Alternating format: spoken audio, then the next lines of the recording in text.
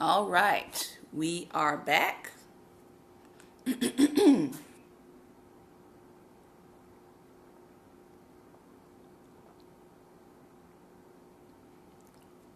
I hope everybody is able to pop back in with us as we continue our talk.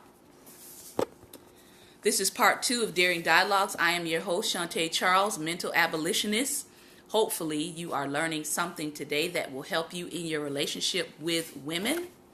We are back in the book, Mean Girls All Grown Up, Surviving Catty and Conniving Women, and we have been talking about personalities that may be drawing mean women to you.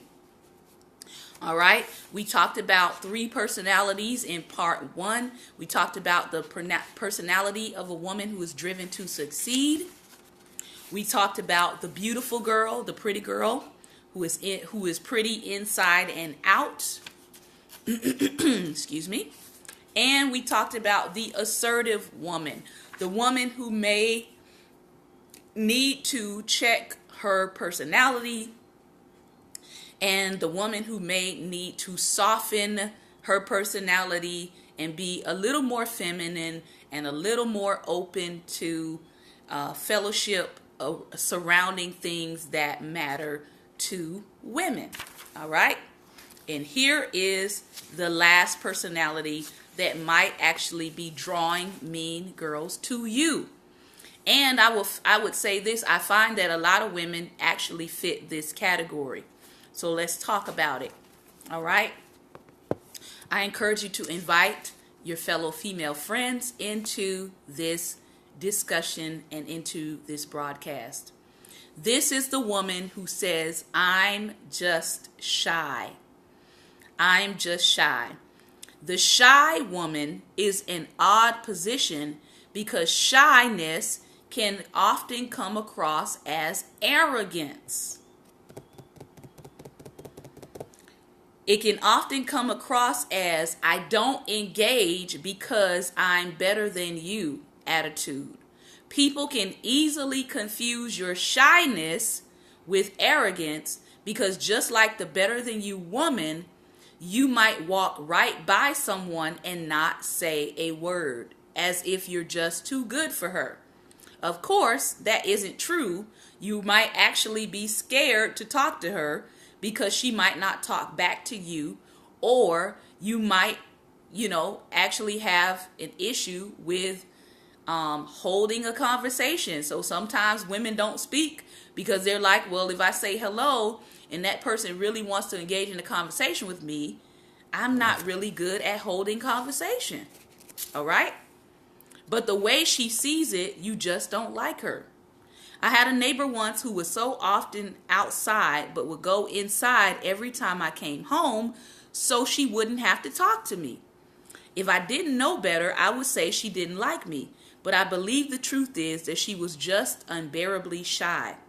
So if you have shy tendencies, beware, because you might be coming across as a mean girl and not a shy girl.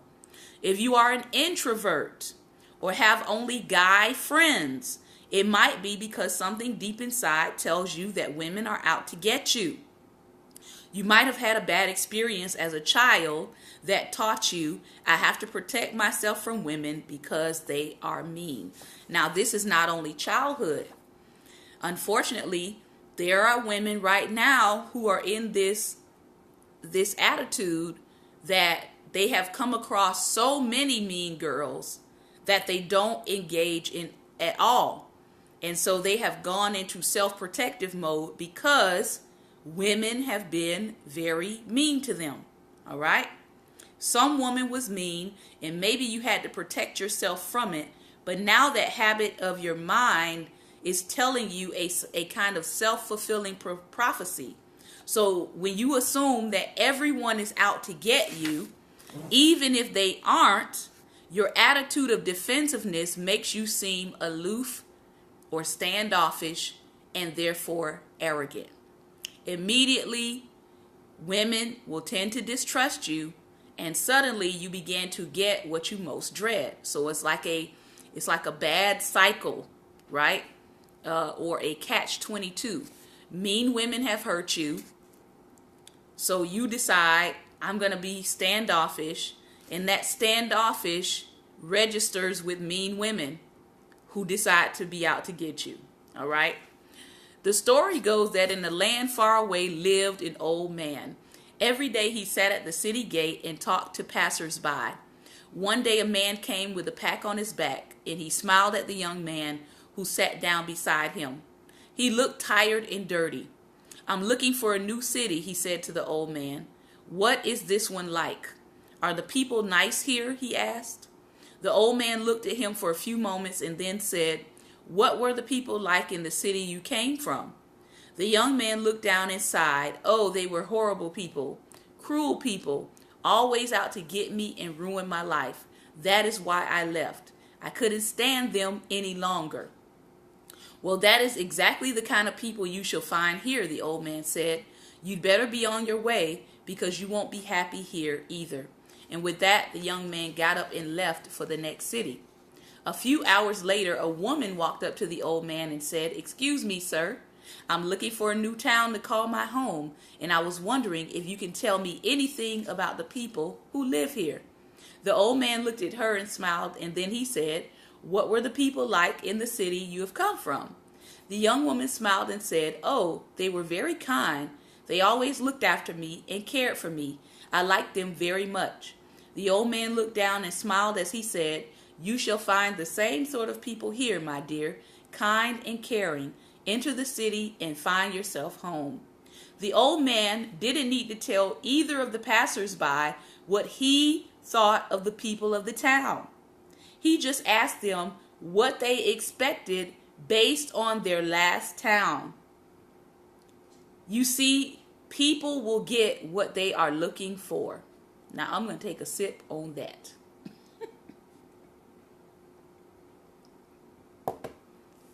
People will get what they are looking for. I can do probably a whole book about that. Because even if you yourself come into a new environment and the people that you're trying to engage in that environment, I know I have found this to be true.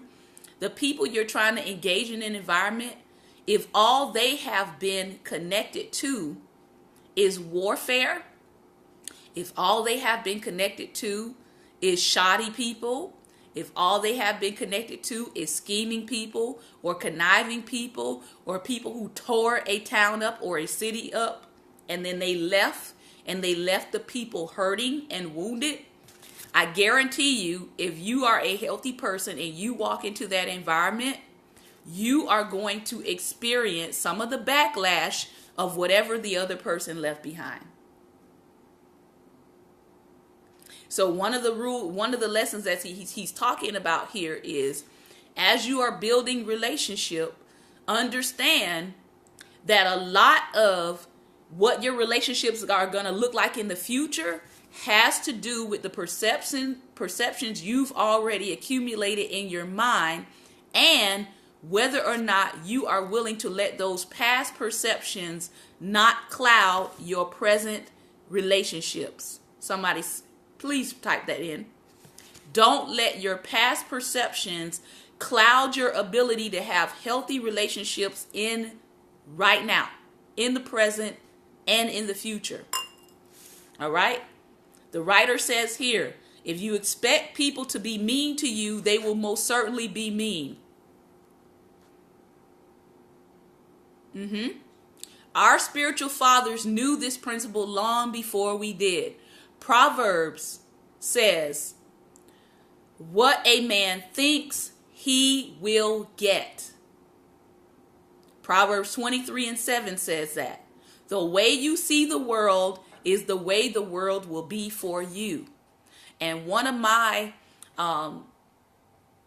spiritual parents would often say that the way you see the world is the way the world will be for you. But this is the way she said it. She said, sometimes we believe our perception is reality, and in actuality it's not. It's simply our perception. It is how we have perceived the world through our own experiences. And sometimes our own experiences don't gel with the actuality of the world. Some of us have been through bad relationship after bad relationship after bad relationship, when in reality, most people do have healthy relationships. So you may only be looking through your perception and your experiences, and therefore you're going to treat everybody based on your perception. And that's when you have to say, Lord, I know I may have had bad experiences, but I know that this does not have to be the norm for me. So now, God, I'm asking you to renew me in the spirit of my mind, renew my perception about people, so that when I encounter a new and fresh person who does not know me, who has no past to reference me by, I can now look at that person with fresh eyes, and I cannot judge them by what has happened to me in the past. Because I'm going to tell you, a lot of times we miss out on good relationships because we are so busy living in the past pain of what someone else did to us that we can't even see the new relationship that God has given us. We can't even see the newness that God is trying to bring to us. We're blinded by what happened to us in the past. And so we begin treating new people in our life based on our past pain. And then the new person is looking like, oh my gosh, what did I do? What did I do to you? All right. This happens a lot of times in male-female relationships. And so we run people away. We run new people away because now we are dealing with them based on our past pain. Watch this. And then we create our own self-fulfilling prophecy. Because if you run new people away based on treating them according to your past pain, now that person will in fact leave your life. And then you're going to say, see, I told you so.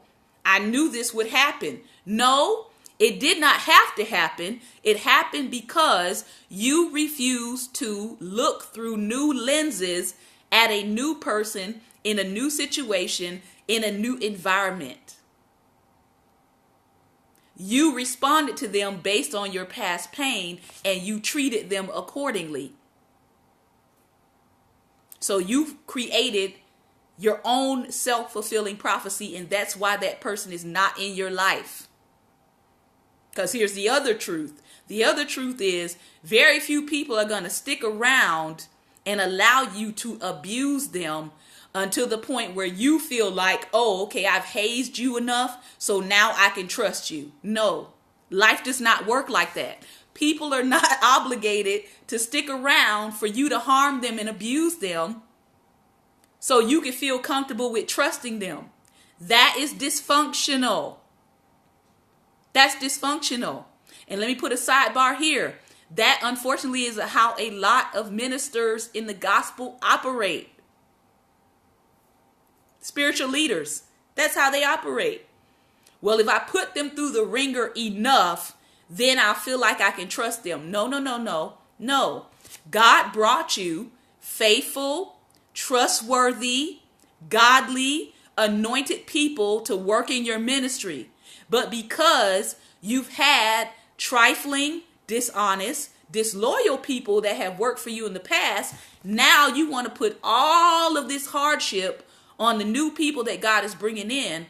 And when those new people refuse to go through your spiritual abuse, then you want to say something is wrong with them. No. Leader, something is wrong with you. You need to get healed. You need to get healed from the people that left your ministry. You need to get healed from the people that abused you. You need to get healed from the people that were disloyal. You need to get healed from the people that chose to run out on the vision. And that was not even in my script, but for whoever needed it, receive. All right? So we sometimes create these self-fulfilling prophecies in our relationships by taking the baggage of the past and applying it to new people. All right? So, some of us have the mindset that we're going to push people out, that we're not going to risk a friendship with anyone because people have hurt us in the past and we aren't ever going to be hurt like that again.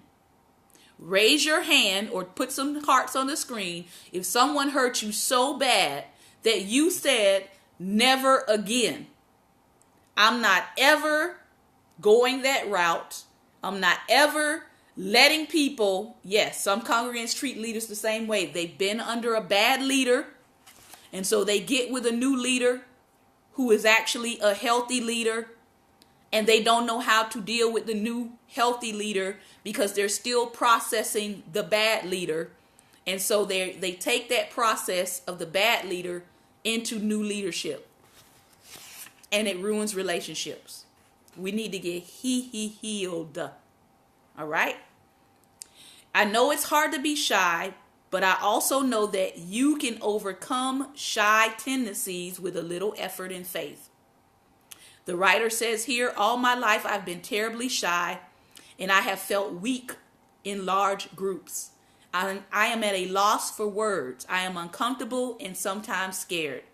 But I know that God is stronger than all that, and I know that he calls me to love my neighbor, so I do what I can to care for people.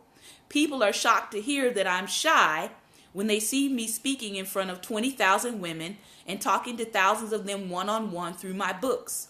But I can do it only because I trust God and know he will give me the words. You can do it too.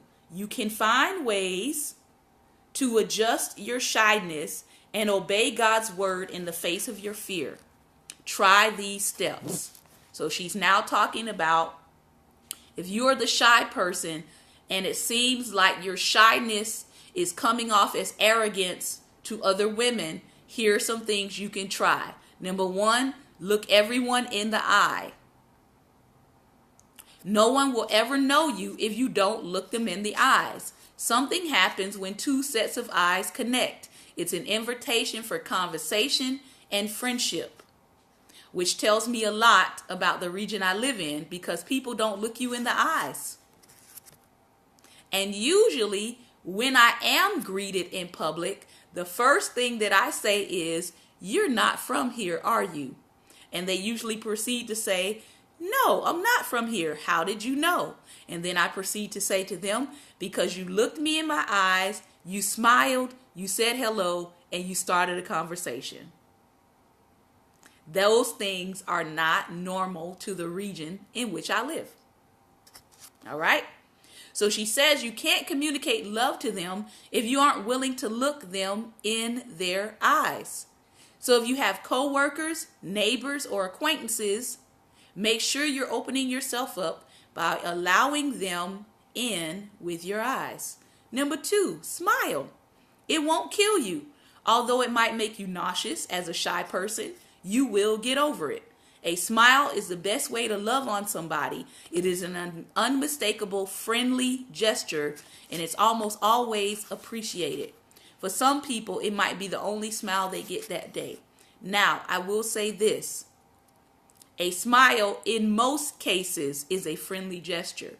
I had to learn, the further I went up north, that not everybody is smiling at you is a friend. All right? Not everybody that's giving you a smile is for you. So in the north, I had to learn, as she's talking here, I had to learn how to read eyes. Because a smile is not just going to get it. Not living in the north. You have to learn how to read eyes. I didn't know how to do that living in the south for most of my life, because most people in the south, they're very blunt. If they don't like you, they don't like you. If they don't like you, they're certainly not going to smile at you. But in the north, people will smile at you and not really have really good intent for you. So I had to learn how to go beyond the smile and learn how to read eyes. Number three, go where people are. If you are shy, learn how to go where people are and don't hide out. Stop hiding out. You were created to live in community and love other people and not be a hermit. That is hiding the love of God under a bushel where no one can see it. He is more important than that. Don't worry about yourself. Worry about God. Is he being seen in you, or are you hiding him from a world that desperately needs him? Get out of the house, shy people. Go to a movie. Go to a coffee shop. Take an invitation for coffee. It doesn't have to be a difficult thing, right? If you're a shy person, just learn to be more communicative and learn how to be more within community. Number 4, give people a break. Some people are hurting or may be hurting just as much as you. Pray for them, care for them, show them you love them by noticing that they exist. All right? You're not doing this for attention. You're not doing this for affection, right? Our affection needs are not built on, can I get this person to like me? No, you're doing this because God wants us to be in community with each other. All right? So those are some helpful tips for shy girls. As we close, let's talk about mean girls and your man. Whew, Lord, Lord, Lord. Mean girls and your man, and this is going to conclude our section.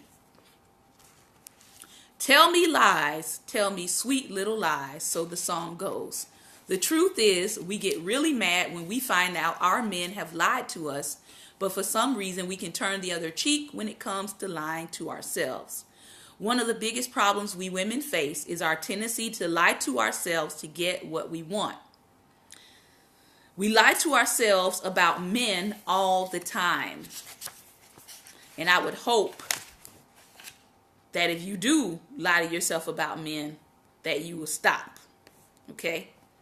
Sometimes we say, I can fix him. He loves me so much that he will change for me. If I just do this one thing, I know he will love me the way I want to be loved. He wouldn't have cheated if it weren't for that floozy making advances on him. He was just weakened by her seduction. It's tragic, really. You see, what we want is to keep our relationship. That's good enough, but it becomes a difficult one when we don't look at it with objective eyes. When we take our focus off of the man and put it onto each passing hussy or mean girl, then we can create for ourselves a problem where there might not have been one before. I have to break it to you because it was a hard pill for me to swallow as well, but there will always be a woman more beautiful than you, more successful than you, and smarter than you. But that doesn't mean she has a chance with your man unless your relationship is already weakened. I'm not a marriage or relationship expert, so I don't want to go into possible problems with your relationship. But I do want to remind you that the second you blame the woman for moving in on your man is the second you lose control. Let me take a sip right there.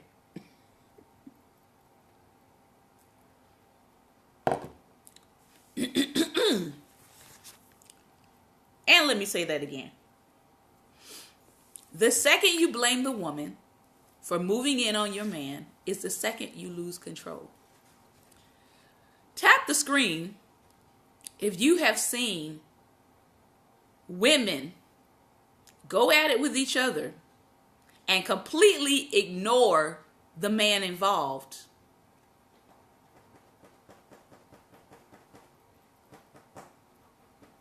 Women going at it with each other, women disliking each other. Meanwhile, the man is just standing over there like,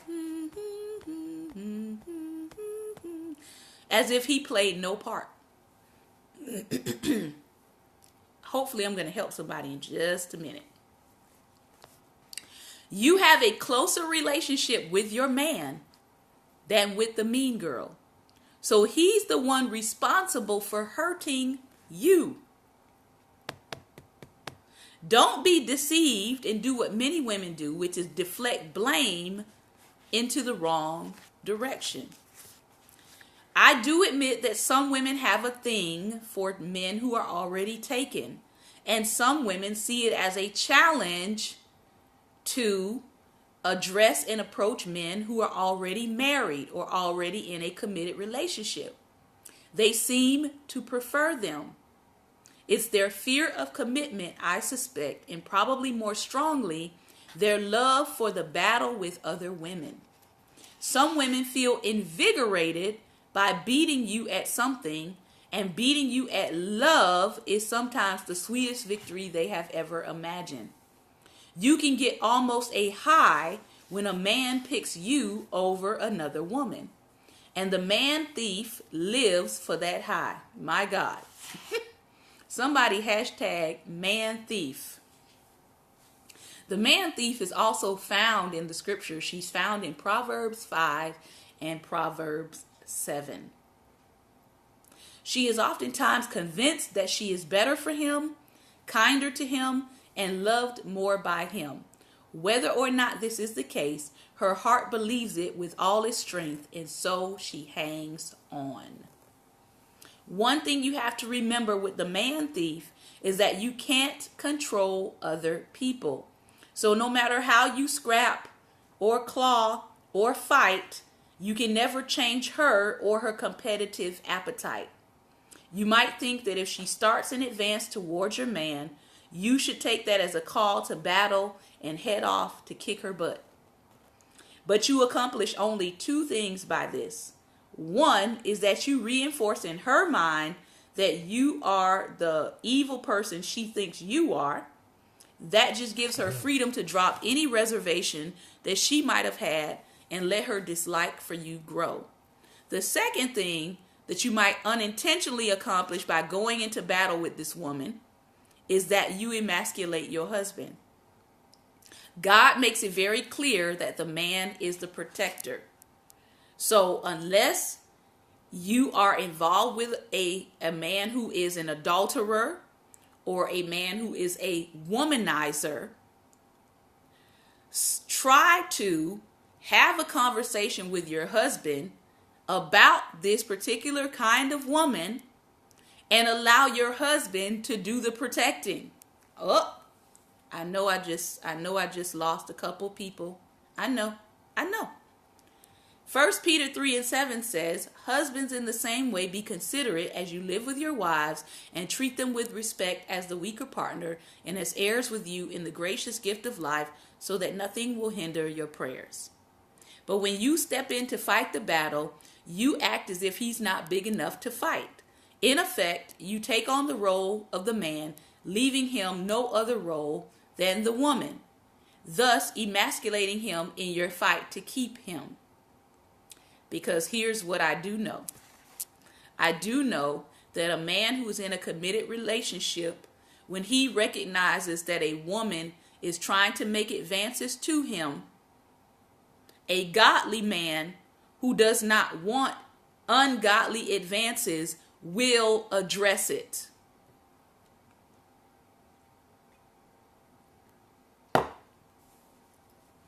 A godly man who does not want ungodly advances from a woman who may be in competition with you will address that woman, and he will lay it down properly and let her know, I don't want you, I don't need you, I have my good thing, you are not welcome. I'm going to say those 4 things again. I don't want you, I don't need you, I have my good thing, and you are not welcome here. If you let a man be a man, and he's a godly man, godly men are actually turned off by Proverbs 5 and Proverbs 7 women. Let me sip this lemonade.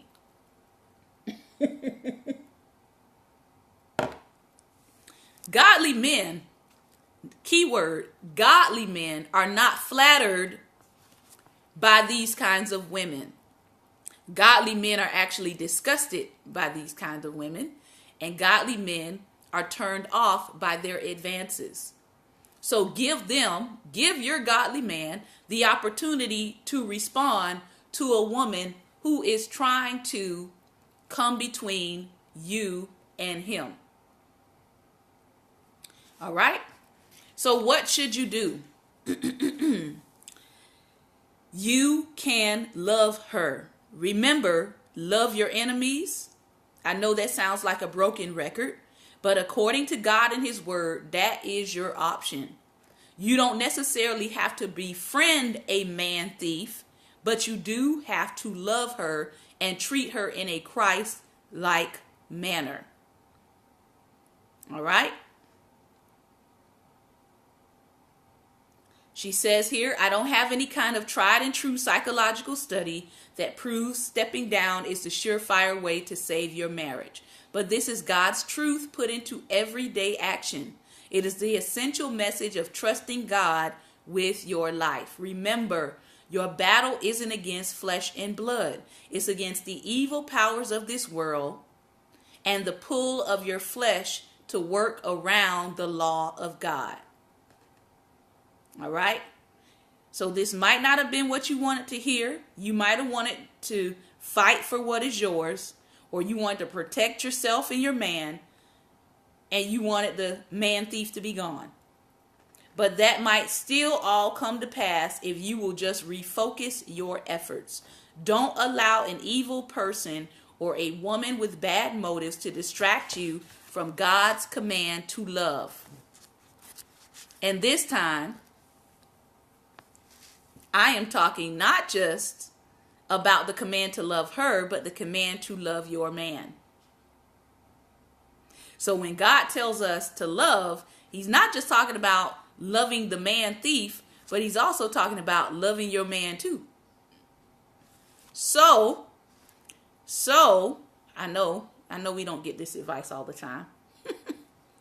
So rather than focusing on battling a man thief, focus on your husband's needs, wants, desires, and be happy with him. Be carefree with him. Complain less. Play more. Be there for him, but don't cling. Love him the way he was made to be loved. And love the man thief as best you can.